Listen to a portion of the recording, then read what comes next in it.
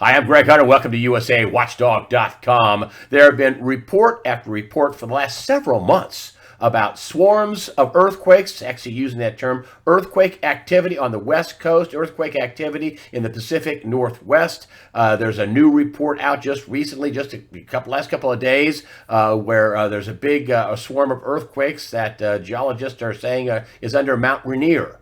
So what is up with all this earthquake activity? Well, not so long ago, Steve Quayle came on USA Watchdog when all the rage was Yellowstone was going to blow up and everything, and he lives near Yellowstone in Montana, and he says, listen, it's not Yellowstone that's the big problem. It is the Cascadia Subduction Zone. It is the West Coast that is in peril, and he has been working on a film project about this very thing. He's been working on with geologists about what's going on in the earthquake zone out on the West Coast, specifically up in the Pacific Northwest. Steve Quayle, thank you for joining us today on USAWatchdog.com.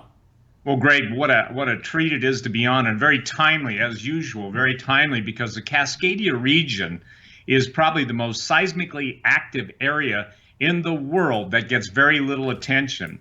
And for the last 6 months, I've been having my film company, film crew out there literally flying up and down the entire Cascade region in 7K aerial platform, talking about the potential eruption of the volcanoes simultaneously due to a major subduction quake off of the west coast of Oregon, Washington, and California.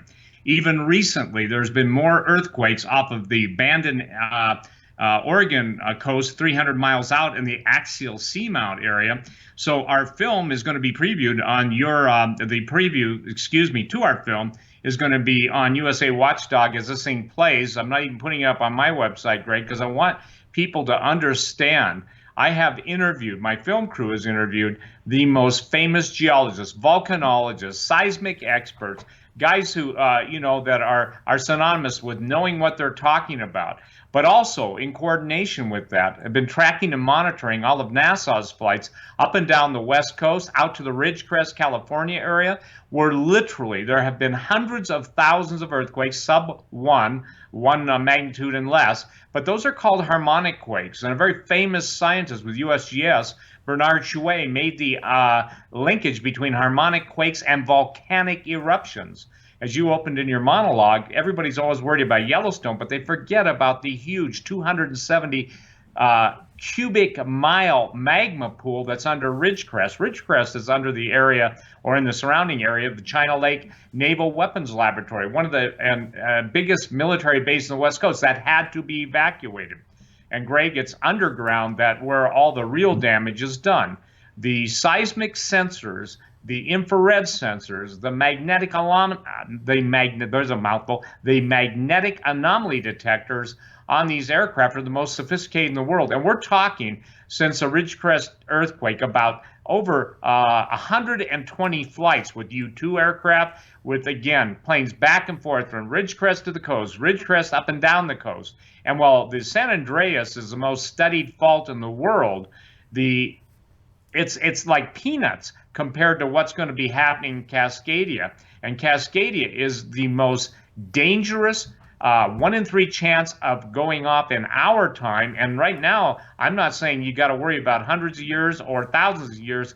We're talking about the backroom hush.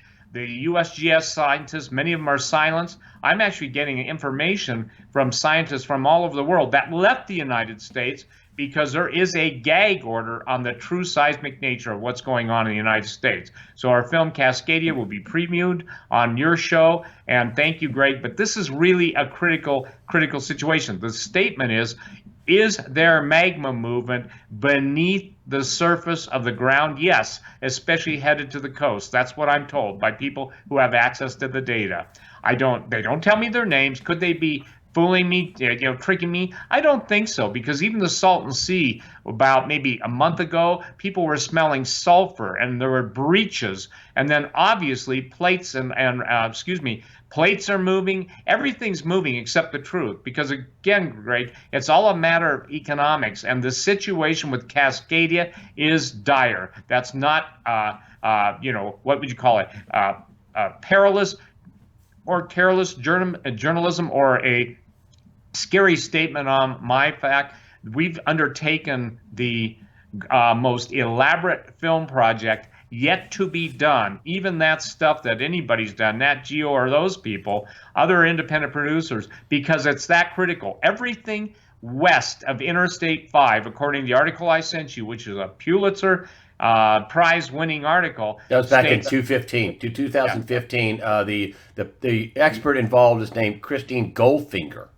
Correct. Yes. And that they're talking about the potential. Now, I know, and I want you to chime in on this, because they're talking about everyone and everything gone west of Interstate 5. You're not talking about thousands of people. You're talking about millions of people and loss of lives. So they know the seismic history of that. And by the way, again, when we asked one of the most famous, I won't drop his name, geologist on your show, he'll be on camera, what the chance of Yellowstone blowing? And he just laughed. They all laughed. He said, Steve, it's a breathing area. It puffs up, it goes down. And I said, well, I told my producer who got him on camera, he said it's 0.00001, and Cascadia is 1 in 3.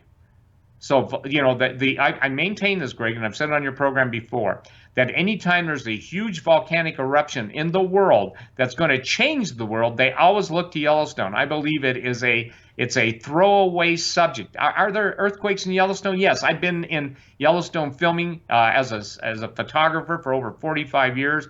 You live close by, right? You live in Bozeman, Montana. Yeah, Bozeman. Listen, I can be down in Yellowstone if something really drastic happens. I fly it, I photograph it. I'm down there a minimum of a half a dozen times a year in the air. And, I've photographed it so much, it's not a statement of, accolades. It's just I have. So the whole Yellowstone, if you will, the whole plate in that area is tilting towards the south, towards Jackson Hole.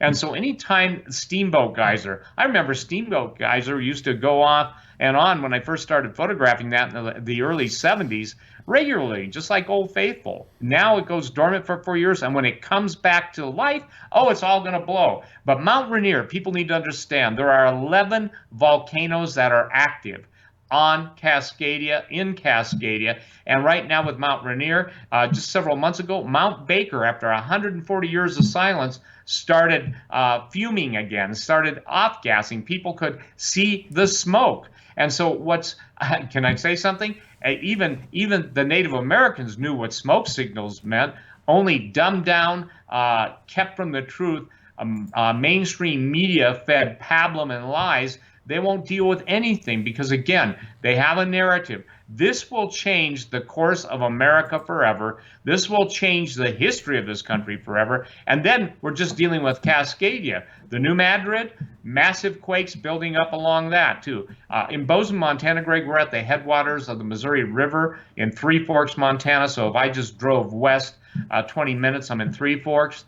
And people don't understand. The headwaters for the Missouri River are in Three Forks, Montana. The Three Forks, the Madison, Jefferson, and Gallatin rivers form the Missouri River. My question is, why is there a bunch of earthquakes happening there now on a very regular basis? And just imagine this. Just imagine some of these caverns open up. And by the way, down there are some of the most famous caverns in the world, Lewis and Clark caverns, some of the biggest underground caverns. What would happen to the mouth of the Missouri and everyone downriver if something were to happen to the tributaries that feed it?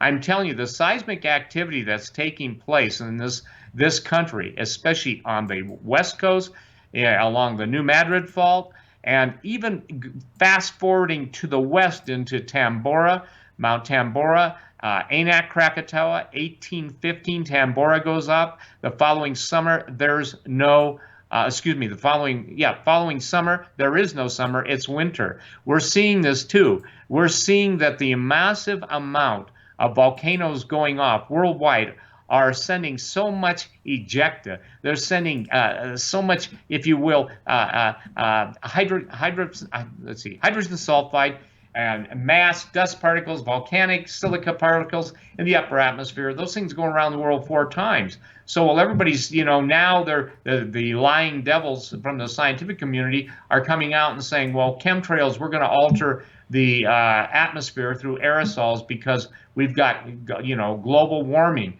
And meanwhile, in Salt Lake City and in the Wasatch Front, I think it dropped to 48 below zero in some areas. Bozeman, Montana, we're like cold really early. So here's the thing. Volcanoes affect the weather. There is proof, historic proof, and people, I'd encourage you to go look at the 1815 temporal. Now, what are we experiencing in the United States? We're experiencing some of the worst harvests in the history of the United States.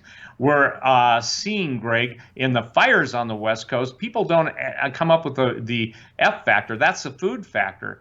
So much food is being lost in refrigerators and freezers and in areas that basically are losing the power. Does the volcanoes have anything to do? Does this seismic activity, the volcanoes, have anything to do with all this? Yes, going on? It does.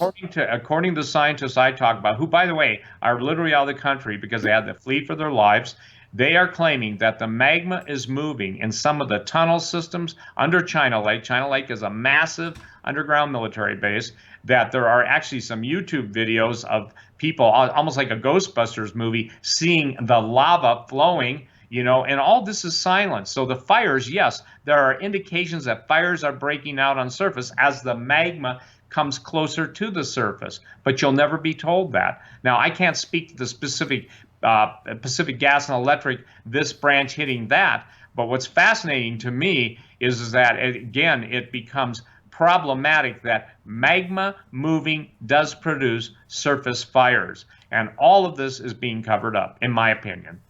I want to get back to Mount Rainier, and I just want to read this story that you have here. I just want to read the top part of it. It says, hold on, let me get in it with you. Hold on, there we go. Here we go.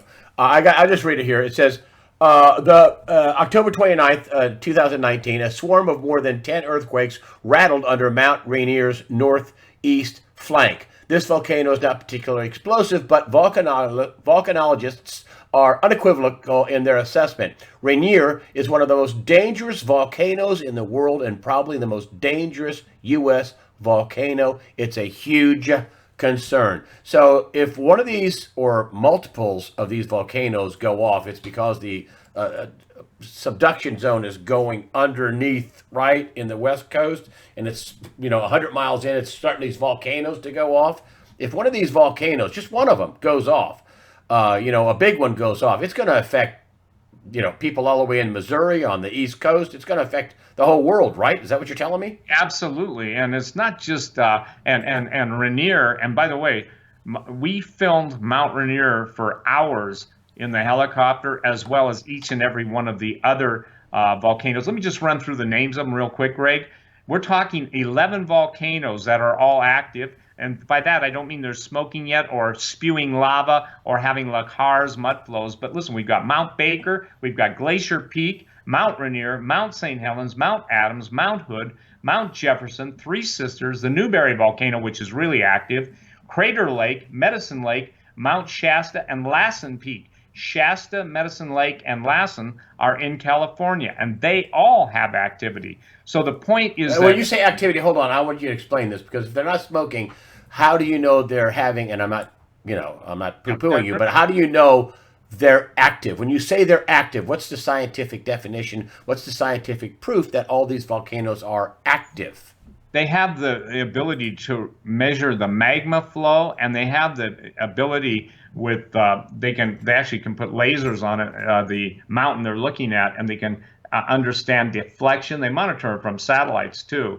But basically, the magma flow can be measured by instruments on the surface. It's just like, for instance, in Boise, Idaho. This is related to your question.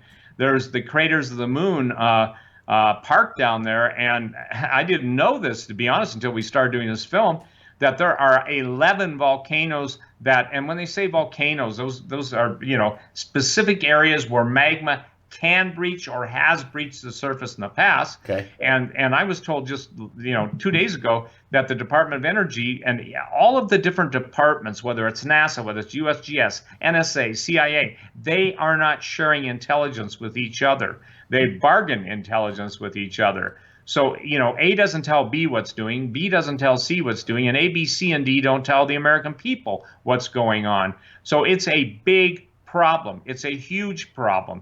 Imagine if you will, the whole California production valley in what feeds so many people in the United States. Imagine what happens if, due to not only fires but any type of breach in the seawall. I mean, California's been an inland sea, i.e. the Salton Sea. I think the average is 250 feet below surface. And so the main point in this whole film, Cascadia the Big One, and you're going to put up the link too to Catherine Schultz's article, that really will shake you up. The subduction zone, the Juan de Fuca plate, is 90,000 square miles. You have the Juan de Fuca, you have the North American plate, and it's subducting. That means it's going under, and as it goes under, it pushes. Then I want to take everybody way to the west into the Philippines, and the Philippines has got 3 6.0 earthquakes in the last couple of days, and they have a wedge factor. It's like hitting a bell and watching the sound waves either ripple or throwing a pebble in the water. Those are P waves that happen. Those are pressure waves, and that stuff all builds up. So the question is, how long can this stay in this position? Excuse me, I've got to get camera right, camera left, without the big one happening. And as the big one happens, then, ladies and gentlemen, you're dealing with tidal waves. And the history of tidal waves are awesome and when I say awesome, I'm not saying good, but they're horrific on the west coast of the continental United States. One of them in one of the bays in Alaska got up to 1,485 feet tall. So Cascadia the Big One is a film about the Cascadia Subduction Zone and how it's stuck, and one day it will become unstuck, and it might be becoming unstuck right now, and people are woefully unprepared. Can you explain? So Cascadia the Big One is about the damage that is at some point going to happen. Right, and we start out, obviously with the axial seamount. A seamount is another fancy word for an underwater volcano. It's about 4,600 feet deep, but the actual footage to the trailer that you'll see with Greg's posting of it is the footage from the submersibles taking that. We're also showing people the underwater. That's your footage. That's not stock footage. You have sent. No. Listen, it's either our footage or footage that listen. We have to trade footage because we don't have $1 million budget to go get a submersible, and neither does the USGS. But this is current footage. This is current, yeah, and my footage is all current, like less than 6 months. So everything that I'm showing is current, with the exception when we show, obviously, historic footage of Mount Vesuvius blowing and some of the old black and white stuff. For instance, Mount St. Helens. We don't have that. But we do have Mount St. Helens fuming. And Mount St. Helens, by the way, has Wait, Mount St. Helens fuming now.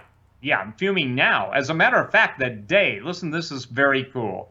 The day that Mount St. Helens was having a cluster of 5 or 6 quakes, the film crew in the helicopter with the Cineflex camera, gyro stabilized, blah, blah, blah, was there at the minute and literally watched the vents open up. How's that for timing? Only God can give timing like that. And, Greg, here's the thing. The entire movie, Cascadia, the Big One, takes into account what's going on in Yellowstone, what's going on, the whole history of the West Coast from a seismic, a volcanic, and a historic perspective. And I think it's an exciting film. I think people see the trailer is not, this isn't a boring scientific, what I would call just BS, boring scientific show. This is as relevant, as timely. And what we're telling everybody in this movie, when it happens, look to the time that we were pre-placed. And I believe God put us in this. I really do, because nobody else was even talking about this to the extent that I was, and thank you for your show. And also, we're filming it prior, and everything is going on now. But when it happens, tell us what happens. But when it happens, what the point of the film, you were saying, just get ready to say, when it happens, go ahead. What's the point of the film is? when it happens, the amount of damage, I'm choosing my words really carefully, is going to be precedent setting. It's going to be conduction, excuse me, that's not the word I want. It's going to be the combination of volcanoes going off. That would be the volcanoes, obviously, that are inland from the subduction zone, which just means where the plates meet, and coupled with the tidal wave that, as you know in the article, you're talking 15 minutes. And what we're trying to get a handle on, and by the way, the best computer models and stuff are in the hands of the government, and they're not going to let us have access to that. So I've had to go out of country and hire some people to run the computer modulations. By the way, these guys got enough PhDs to make thermometers jealous. Okay. But come back here. When it happens, what's going to happen? Okay. What's going to happen? You lose 8 to 20 million people. When it happens, the entire productivity, both in the electronic field, obviously Silicon Valley, in the food production field, all of California, Oregon, and Washington, when it happens, a state of emergency unlike any other. How about the refugees? How can you take care? And you know this, even in the article that we're talking about, 3.5 million refugees to take care of.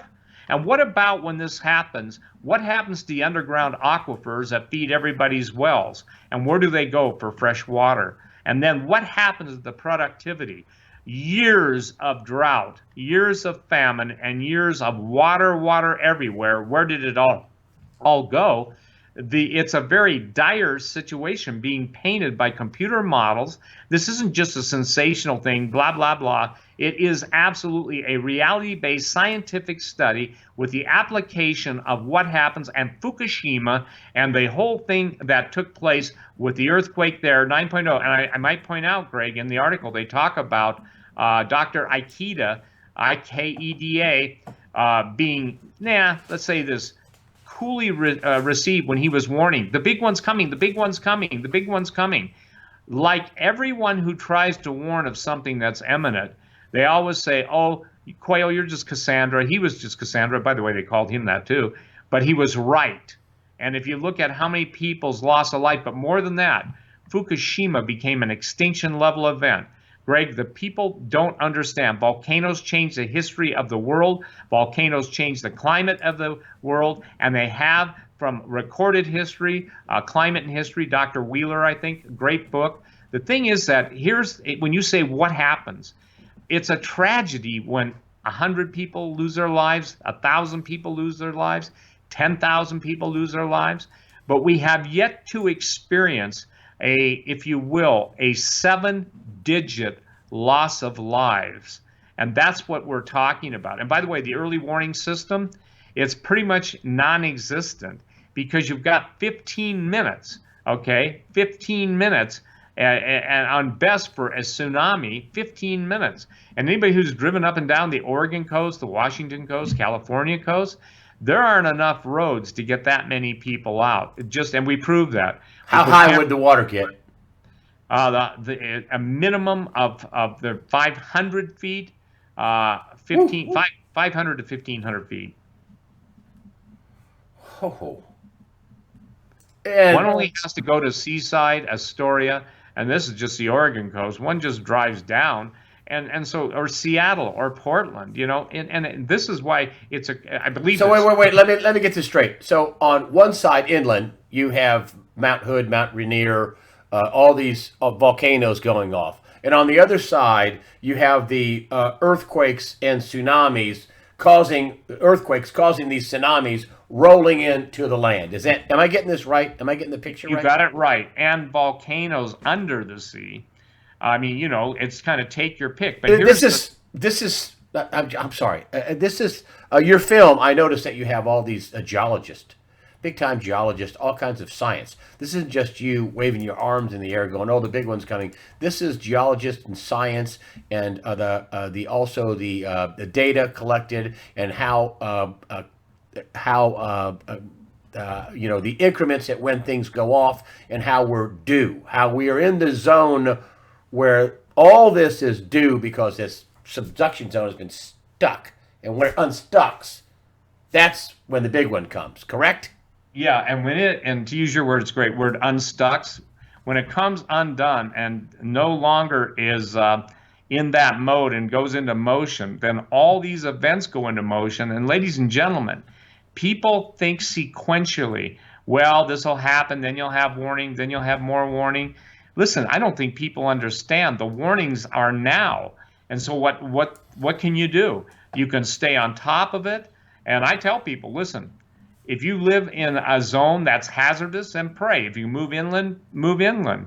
If not, make sure you're right with the living God. Because here's the deal, Greg. These things have been stuck for, let's say, 300 years. The last big one on the west coast of the United States, North America's west coast, was in the 1700s. But everybody's been focused on the San Andreas, the San Andreas, the San Andreas.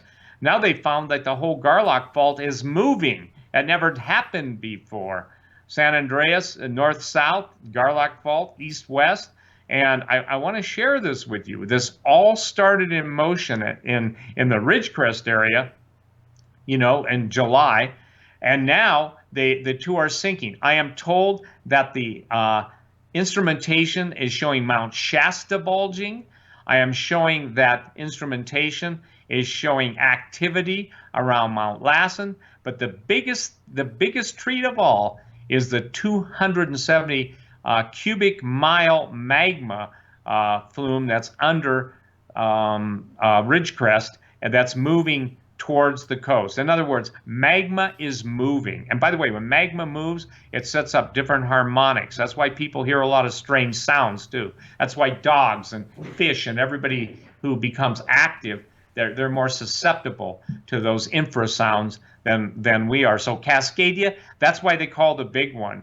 And you can't even put it into, I know what you're trying to do. You're trying to put it in perspective. But what I'm saying is there's nothing it does not affect, especially the loss of lives, the care for the survivors, and where do you move that many people, and how do you move that many people? And concurrently with all this, why is the government so quiet? You know this, they don't even have on Mount Hood, which, as you and I were talking before we started, Mount Hood started smoking the other night, so I immediately got on the phone. Actually, I had my director get on the phone, talk to one of the geologists, and they said, no, they watched that, but it was due to lightning strikes. Mount Baker went off, and Mount Baker had been dormant for 140 years. There were no lightning strikes. When the article I sent you this morning on Mount Rainier, and again, if people swarms of earthquakes, swarms of earthquakes. Yeah. And if I was just, basically hallucinating, I would say to you, well, then evidently NASA is hallucinating with me, CIA's hallucinating with me, NSA's hallucinating with me, because they're flying enough U-2 spy plane flights up and down the West Coast to make the Cold War jealous. So they know that the entire West Coast is in some sort of peril. Absolutely. There are days Why are they keeping that from the public? Let me ask you this question. To the best of your knowledge and all the years you've been a newsman, does the government ever tell the truth before something happens, or only after, and then they spin it to their best ado? But why would they not warn? What is your thing? Why would they not warn people? They don't want to panic people. They don't. Well, the answer is plain and simple: cost and panic. How do you? Let's just say this. Let's say everybody had a visitation, a dream, an angel coming to him and telling him to leave. There is no way to get that many people moved away from danger when it happens. So the economics of it, if you're an insurance agency and you're covering the insurance on beachfront property, any place where there might be a problem, the last thing you want to do is have people getting out of their property. So it's always at the end of the game, it's somebody benefits. It's the cui bono principle. Who benefits the most from keeping people in the dark? And by the way, remember, the globalists aren't going to be happy in their own words, in their own time, until 5.5 billion people are dead. Yeah. And people can look that up. So the Georgia Guidestones, they want it to be 500 million people. They want 500 million. Weasel, satanic people on the Georgia Guidestones. So you're telling me that the entire West Coast, you're telling me that everything from Interstate 5 could be gone? That's why I want people to read Goldfinger's article, and obviously Catherine Schultz. By I'll the way, post it. yep, that's that important because you read it, Greg. She won, Catherine Schultz, the Pulitzer Prize for that article. In talking to the scientists and talking to the different people that I talk to, when you get, and these are the smartest people in the world, okay?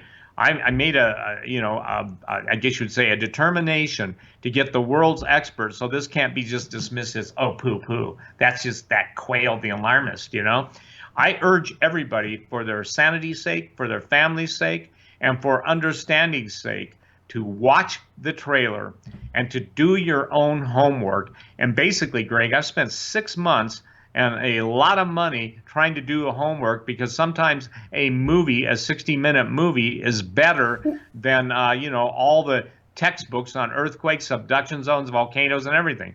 Seeing is believing, and that's what I think Cascadia, the big one, is going to prove to people, and not prove to it out of just opinion or, gee, it went off one time, it'll go off again. There's more evidence in that film, and I would call it prima facie scientific evidence, deep evidence, and what really cinched it all, ladies and gentlemen, I'm going to put a PDF up. I'll get somebody to put a PDF up, Greg, and show you all the NASA flights. Guess what? They're all over the faults. They're all over the area where the greatest thermal activity is, and they're all up and down Cascadia, and they're spending hours in the air circling it. And by the way, this is all courtesy of FlightWare and some of the flight tracking software. So they have to, they're transponders. Every airplane has a transponder. So let me ask you this. If it's never happened before, what changes that cause NASA, the CIA, NSA to fly their most sophisticated remote sensing aircraft over those areas for days on end? For instance, the Ridgecrest areas had a flight up for 3 days in a row. If it's up today, it'd be 4 days in a row. So what is so important? These planes are only interested in one thing: volcanic magma movement, gassing, movement, literal lateral shift, up and down movement. And so why are they? Simple question. So I'll throw it back on all the skeptics. If they've put that much money into it, and by the way, you can't even imagine what it costs to fly a U-2 plane for an hour. We're not talking, $10,000 a day stuff. We're talking hundreds of thousands of dollars per day per flight, more than that. So we're talking millions of dollars being spent by the most sophisticated aircraft that we own. And I know the satellites are picking up so much stuff, but I don't know anybody that's calling me or getting messages to me going, Steve, you won't believe this. And you know what? Wait. So if they're spending this much money, right? So just finish that thought. If they're spending this much money, they wouldn't be. I'm sorry, I did. They wouldn't be spending this kind of money if there wasn't something going on. If there was nothing going on, they wouldn't send the aircraft that they use in situations like that to spend so much time. And this has nothing to do with the forest fires. This has everything to do with the Ridgecrest earthquake that started around the 4th of July, the 7.1. I wanted to just find out you're going to give me. I'm going to link to this after the interview. The trailer. I am. Yep. When is your movie coming out? The movie is scheduled for release in February 15th. It's in post-production right now. So, the thing is that I want people to see it. Obviously, I sell it. Listen, the only way we fund these things, and I'm not pitching you the movie. That's why I'm giving Greg the trailer. I showed it at Branson, by the way, and you could hear. Are you going to be able to get this out before something happens? I mean, there's a real good possibility, which is, I guess, why you're coming on. There's a good possibility that you may not get this film done before something happens. Well, right, but here's the deal. At least with the trailer, I'm aware of that, okay? And believe me, it does haunt me. Listen, I do what I do. I wouldn't sit on talk radio. I wouldn't be on talk radio 25, 28 years, however long, 3 years before, as guesting on everything.